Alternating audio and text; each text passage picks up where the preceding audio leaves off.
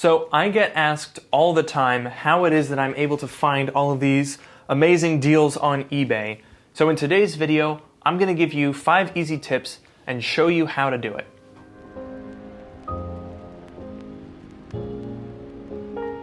Alright, no messing about, let's jump right into it. I'm going to go over the 5 tips and then we're going to put them to work and see what we can find on eBay. Okay, so tip number 1, do your research. It's important to know what you're looking for before you start browsing through eBay listings, because oftentimes you'll see like a 5K iMac that's several $1,000s and then right below it will be an iMac for $400. You'll think, wow, it's a great deal, until you realize that it's from 2009.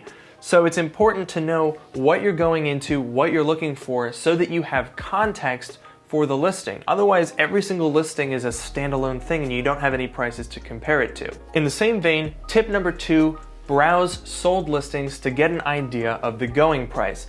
Now, this isn't a be-all end-all. Oftentimes, sold prices are gonna make you drool because you're gonna be like, how are these people getting really good deals like this? And they're not always achievable, but it does give you an idea of the context and the value of the computer you're searching for, albeit if you're specific. And that brings us very nicely into tip number 3, use filters to refine your search. And that applies retroactively to tip number 2, by the way. You're going to want to be specific when you're browsing sold listings to get an idea of context, because when you search for a general term like a MacBook Pro, you're going to get a variety of years and screen sizes and RAM and all sorts of things thrown in there together. So the more you can filter it down and weed out to find the specific computer that you're looking to buy, the more you're going to be able to get a sense of the context and the availability of that particular configuration or computer. So next up for tip number 4 is sort by time newly listed. This is going to put the newest eBay listings right at the top of your searches. Now this can be helpful, but it's not the be-all end-all. Oftentimes, basically what it'll do is take an overpriced listing that just happens to be newer and put it right in front of you. So it's not necessarily the best way, but it can certainly help you catch if someone is just trying to get rid of their computer they're pricing to sell, or if someone has underestimated the value of their computer. You can catch those right off the top before someone else snatches them up. And finally, tip number 5, use patience and save your searches. Once you start filtering through and getting down to the computers that you're actually looking to buy, it's very important that you realize that you might not find it immediately. You might not find your perfect computer on the first page of the first search term you enter. So saving a search result and keeping up to date with the listings as they're added over a period of a week or 2 can be a very helpful way to make sure that you're getting a good price. Okay, so with that out of the way, why don't we go ahead and employ these tactics on eBay and see what we can find.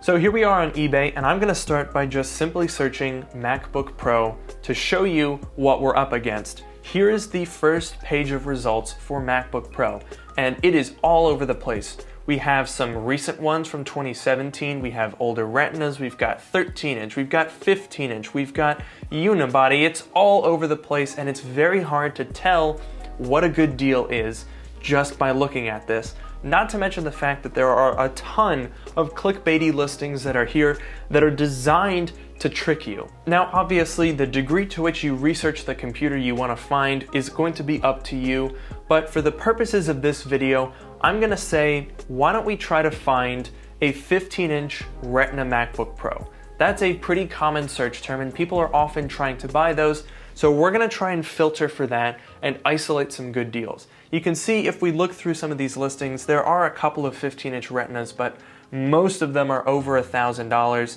and they're mixed in with a bunch of stuff that we're not really interested in. So let's start by going over to the sidebar and filtering down the results.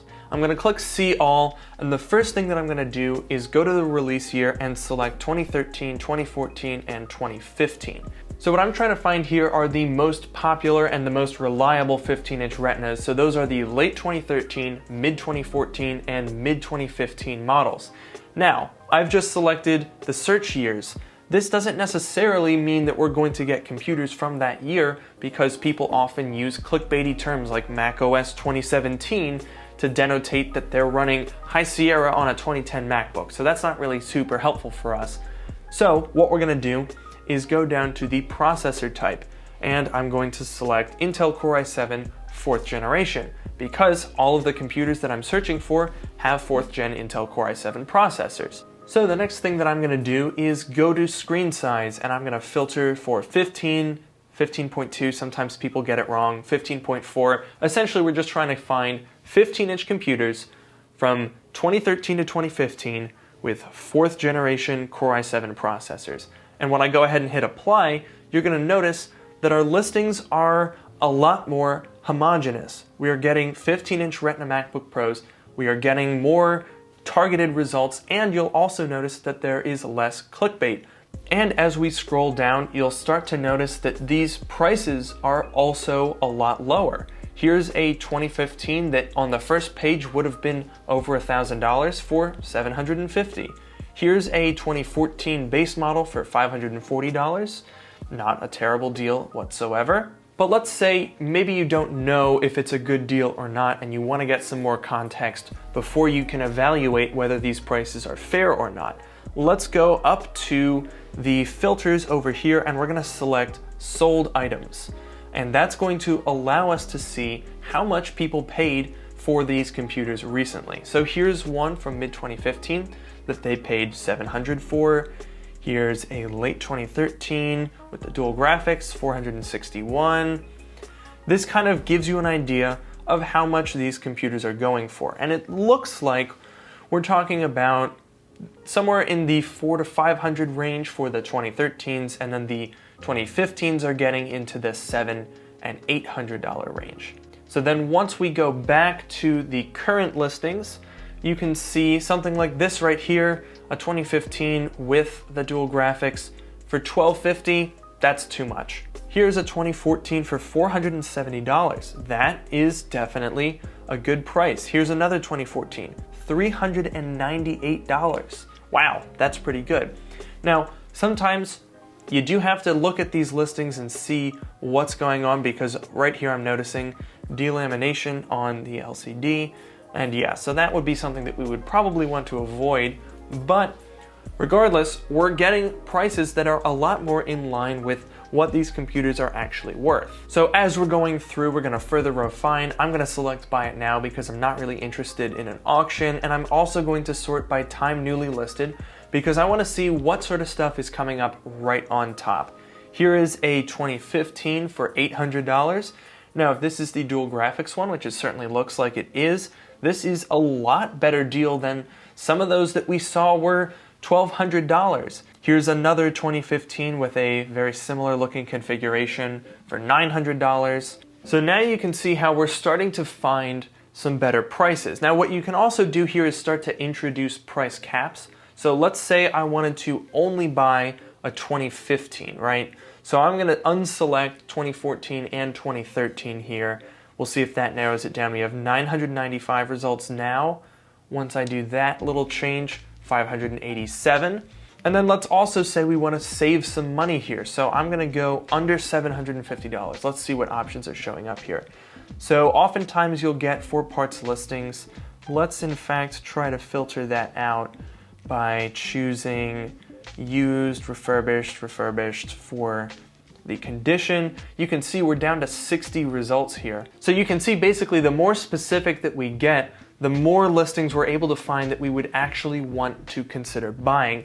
And it also gives us more context because you don't necessarily have to know the exact value of the computer you're buying when you have a whole bunch of listings that are telling you how much people are selling them for. So let's go ahead and do one more example. I'm gonna start fresh, and why don't we say we wanna find a 4K iMac. So I'm gonna look up iMac, which is a very broad search term, and as you can see, we're getting a whole bunch. Look, what the heck? A 20-inch iMac for $200?